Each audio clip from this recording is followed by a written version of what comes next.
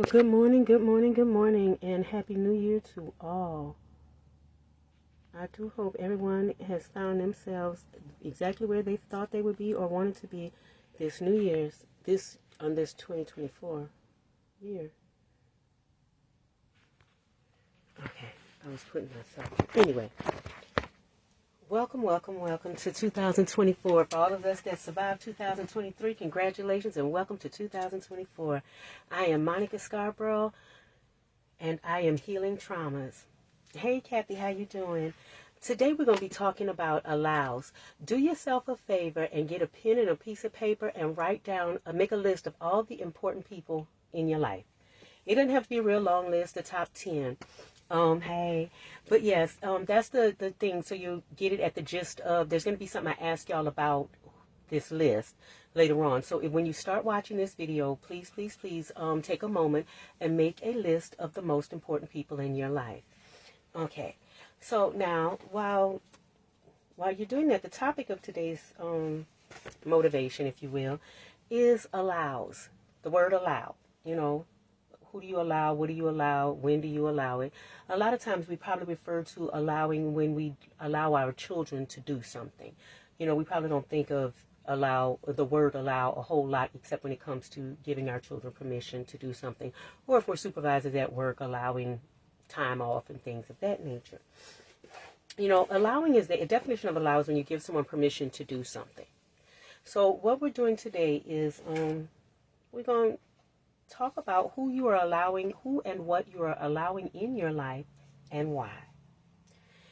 Now, there's people that you have in your life that some make you feel good, some make you feel bad. You know, when it's time to go to certain people's house or deal with certain people, you get excited, and other times you want to know who all going to be there, if you more than you are going to be there, because you don't want to deal with certain people. You don't want to allow their energy in your space. Okay? You know, so we think about that. But then there's those times when we stay in toxic relationships. And a toxic relationship doesn't have to be somebody that you're married to. It can be a relationship with your adult children. It can be a relationship with your minor children. It can be a relationship at work, any ship that you're in. Relationship, business ship, friendship, situationship, entanglements in August. Whatever it is that you're in, how toxic are they, and why are you allowing the toxicity to stay in your life? Okay, and what do I mean by that? Okay, let's say, for example, I'm going to work with a hard one. Let's say your parents, because that's our mom, that's our dad. You know, we love our parents. They gave us life. You know, most people who have a Christian foundation will tell you in the Bible, it tells you, honor your mother and your father, and your days on this earth shall be long. Okay, and in other cultures, I'm more than sure there is something that tells you, you know, to be kind to your parents. Also, hey John, also it tells you parents don't provoke your children. And that being said, when we allow certain things in our lives, like if you're in a toxic relationship, be it with, I'm going to go with the easy one, not the hard one, be it with a person you're not married to, your boyfriend, girlfriend, possible person of the opposite sex, sharing living quarters, person of the same sex living quarters, whoever you're involved in with. Okay, and this person brings nothing but toxicness. There's always drama, money missing, or they don't want to work with you. They want to work against you. Everything you're building for y'all to have a future, this person is kind of tearing it down. But you don't break up with this person. You don't move into your own with this person. You don't change your bank account from this person. You do nothing to prevent this person's toxic behavior. Okay, so when stuff happens and you can't pay the bills, or the car's now being repossessed, and it's solely because of this person's toxic behavior with their spending habits and stuff like that. But here we are 10 years from now, 10 years later, and you're still with this person in the same toxic cycle, you know, being broke from where they're spending all the money on unnecessary things, not being able to pay the bills. This is a year after year event. It's been going on, let's say, for 10 years, and you've done nothing about it but maybe fuss, argue, or complain about it. Why did you allow it? Why wasn't there a boundary put around that, or, you know, some safeguards to keep you from being in that situation? Well, you've heard people say, oh, girl, do this, or, oh, dude, you should cut her off, or this, that, or the third. But instead of you don't want to do that because you love the person. Hey, Johnny, you know, So you stay in this relationship because you don't know how, or this situationship because you literally don't know how or don't know what to do to put the boundaries up. When you try to put the boundaries up, you don't follow through. So when you say, oh, I'm going to do this, you may do it, but then you turn around and allow them access to that. Like, for example, when you punish the kids, they're on restriction, they can't go outside and play or go outside and be bothered with people. And then all of a sudden they're in the home and they're just nagging you, mom, dad, mom, dad, mom, dad. You're like, go outside. The follow through isn't there because it's inconvenient for you. It's not comfortable. It's uncomfortable for you to continue to step outside of this. You know what I mean? Or you're afraid that you can't do it, or whatever it is, whatever the reason is, you don't follow through or you don't set up your boundaries. It's sort of like you just remain floating in that ship in stagnant, dead water. The relationship isn't developing. It's not going to develop because there's not going to be any growth. You don't know where to get the ideas from. You come to the internet and people kind of agree, everybody's going through this, but how do you change this?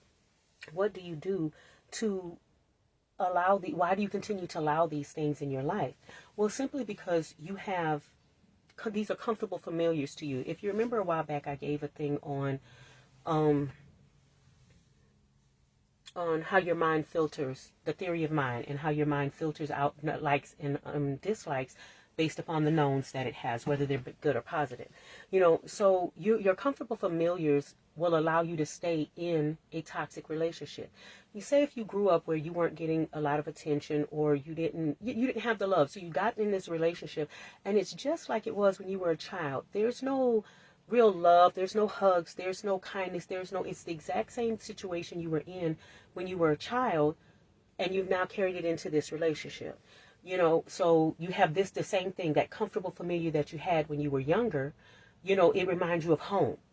That doesn't mean home was bad, doesn't mean home was good. It's just this toxic relationship gives you the comfortable familiar of home, or of what you knew from your past. So you stay in this comfortable familiar because you know exactly how it's going to play out.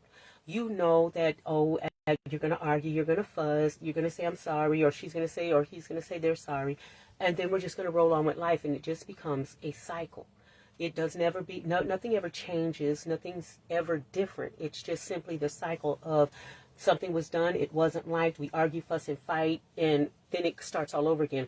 There's no growth, there's no development, there's no change. And because you're comfortable with that, you don't really want change because you don't know what to expect from change. So some people don't realize they are stagnant. They're sitting in a ship, whether it's relationship, situationship, friendship. You're sitting in this ship in stagnant water, not going anywhere. The situation is just beginning to stink more and more and more. You're the couple now, or the people that you don't get invited anywhere, or you can't bring your children because they're too destructive because you don't know how to deal with that ship. You just know what you see on TV or what you know in your past, and that's all you know. So you're not really growing and develop or changing anything. You're simply allowing these ships, toxic situations, to be where they are. How do you'd rather allow grandma to make you feel bad? You come over and grandma just shoots you down. Every little thing you're trying and talking about, there's Nana just saying, oh, no, you're horrible, talking bad about you. Or you go by mom's house and mom doesn't have anything nice to say. For example, I saw a clip of, I want to say it was buy this dress or say yes to the dress or something. It was some wedding thing.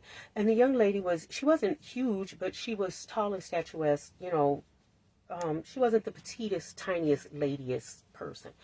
And so she went to try on a dress that her father had picked out for her. And when she came out, her mother said she looked ugly. One of her sisters said she looked like a linebacker. And and then everybody began to laugh and say she looked like a linebacker. You could see on this young lady's face that she was completely hurt. I mean, she was just thrown off and completely hurt. But she didn't cry in front of them. She didn't tell them no. She didn't make them stop. She literally went and put on the dress that they had picked out for her, and she hated the dress. The dress it wasn't flattering for her or anything, but she allowed herself to put that dress on and to be uncomfortable in something she didn't like to appease the toxicity or the toxicness of her mother and her sister and her best friends. And with friends like that, who needs enemies? I mean, they literally laughed at this girl for at least 2 to 3 minutes behind she looked like a linebacker. in what was supposed to be a wedding dress that she thought was really nice. You know, she allowed it. She'd rather feel comfortable herself than to make those people feel uncomfortable. You know, and that's sad that we'll do that. We will allow other people's comfort level to be okay and ours be beat up, and we're very uncomfortable crying to appease them. Why? Why are we allowing this? You know, now when I first started this, I asked people to make a list of where they are the most important people in their lives. You know, if you make a list, and you can mentally make your list of all the important people in your lives, where do you fall at on your own list of important people? Most people didn't even put themselves on their list. How is this your life and you're not important enough to even be on your own list of important people? You listed probably 10 people that were important to you. You got them on a piece of paper. And if you look through the 10 people on there, you're not on there. Why aren't you important to you? Why is it okay for you to allow other people to be comfortable in your uncomfortableness? You're the butt of their joke. You're the everything that they want to condemn or make fun of or put down. You're the Meg. You know Meg from Family Guy? You're the Meg of a situation, and you allow it because that's family, or because they're good friends, or because first of all, family, you can't help who they are and they're going to do what they do. But you don't have to allow them to do you anything. You can set up borders and parameters, and I'm not saying you have to stay away from people, but you can allow them just certain amounts of you, whereas you don't have to be hurt. If you give them small doses, you can sense when the ugliness is going to come. It's time to leave. Or it's time for them to leave, one of the two. You know what I mean? It's time for you to make sure that you are safe. You know, so ask yourself, if you notice that on your list, you weren't on your list, or you were so far on the bottom of your list that by the time you got to you, you're probably exhausted in a day. That's because that's what you allow. Your life is a total bundle package of everything you allow to go on in your life. And last year and the years before, I used to tell you, you're the only person that gets to say what goes on in your life, because it's your life. But if you don't think you're important enough to even be on your own list of important people, who else will think you're important? You know, you set the standard on how to treat you.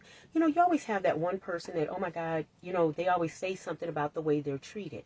Like, you don't want to take them to a restaurant because they're going to say something. It goes, well, you could learn something from that person, because if you allow people to treat you any kind of way, then they're going to treat you every kind of way they can, because you're not going anywhere.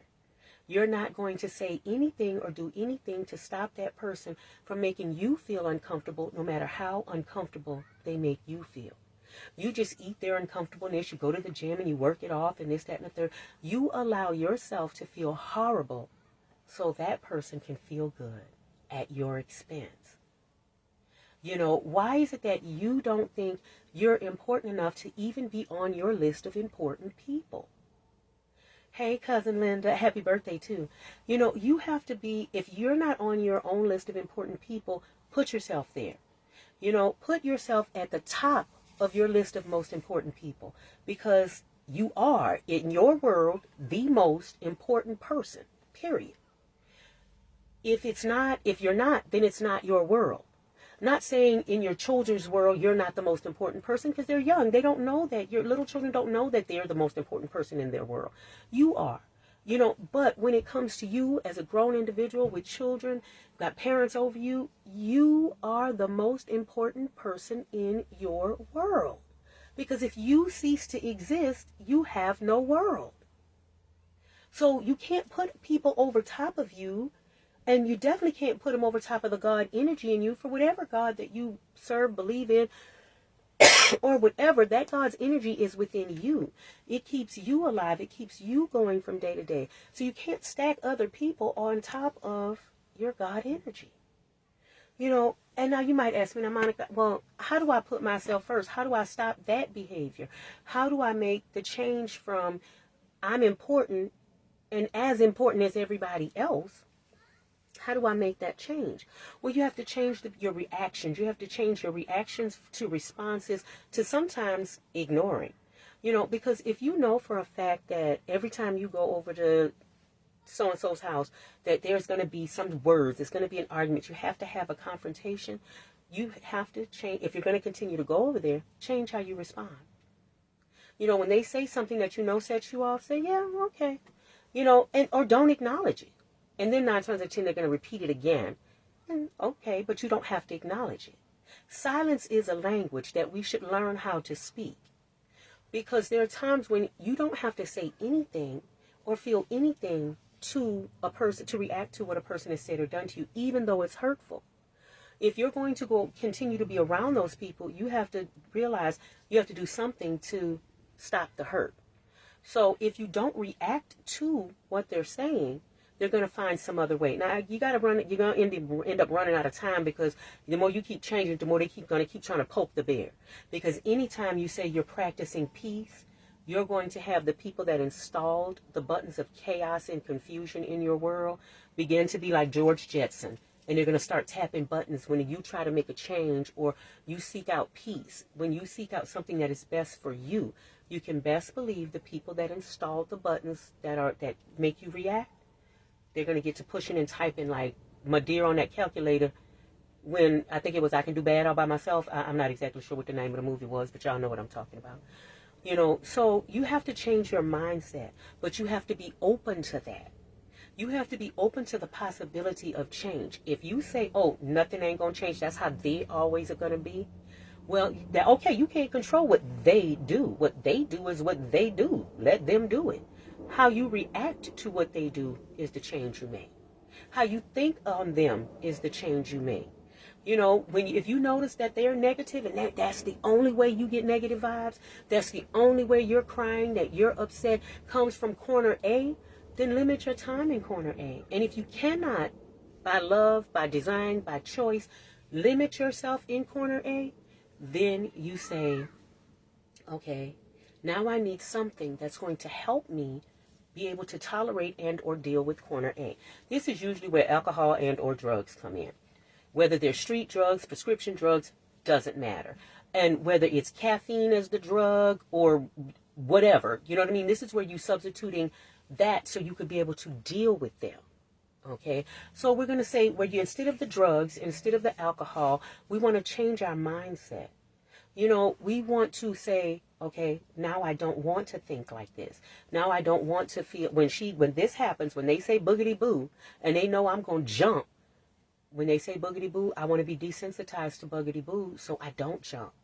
I want to be so desensitized to boogity boo that when it pops up, it doesn't even faze me. I want to have that Zen-like peace.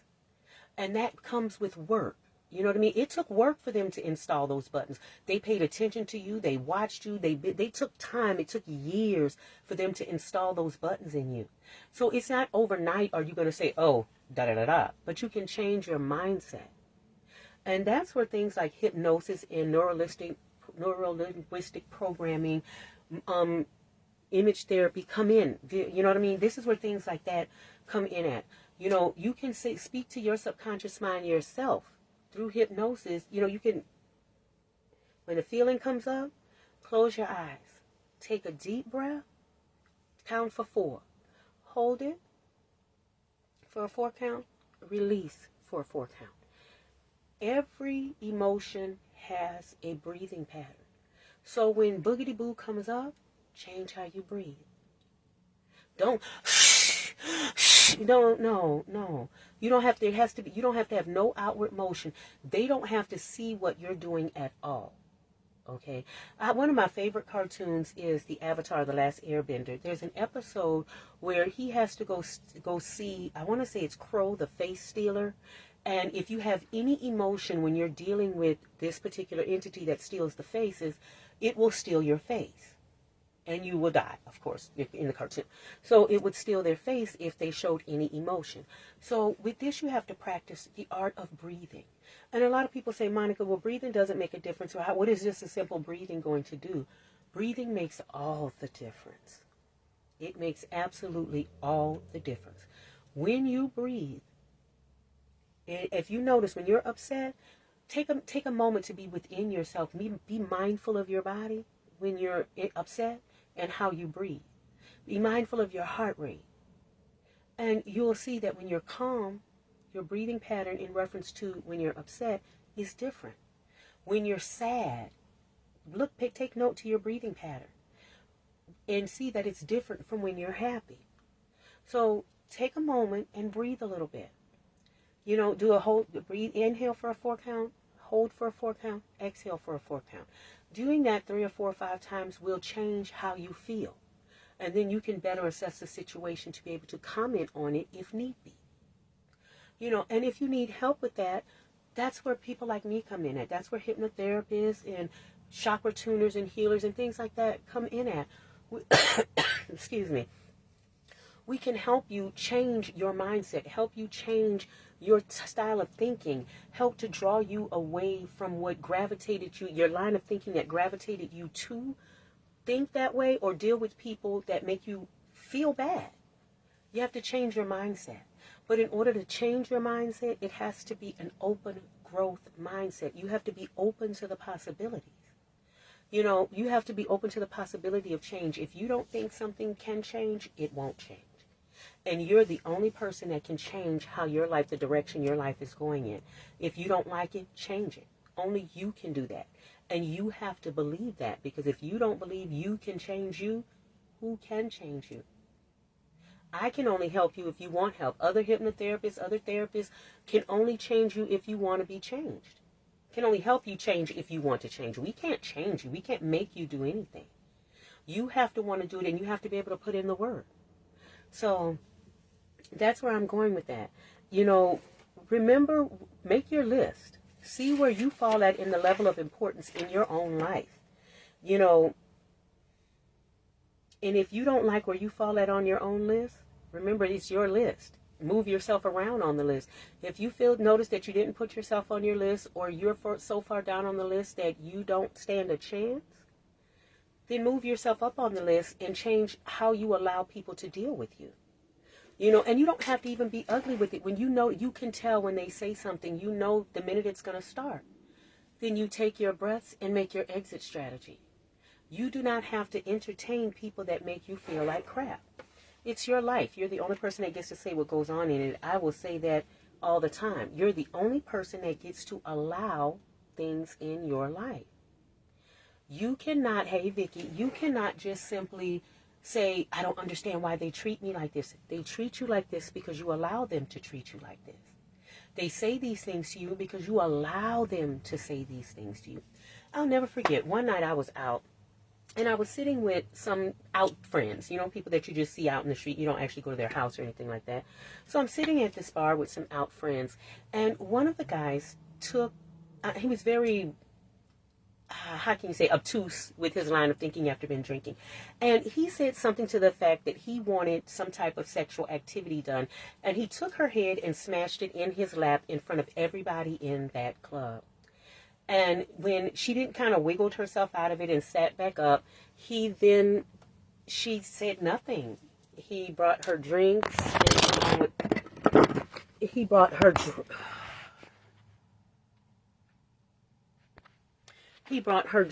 throughout the night, along with the rest of us. We all sat there drinking. And, the ladies around kind of sat like, oh my God. Even everybody that saw it was kind of like, oh my God, like, what's going on?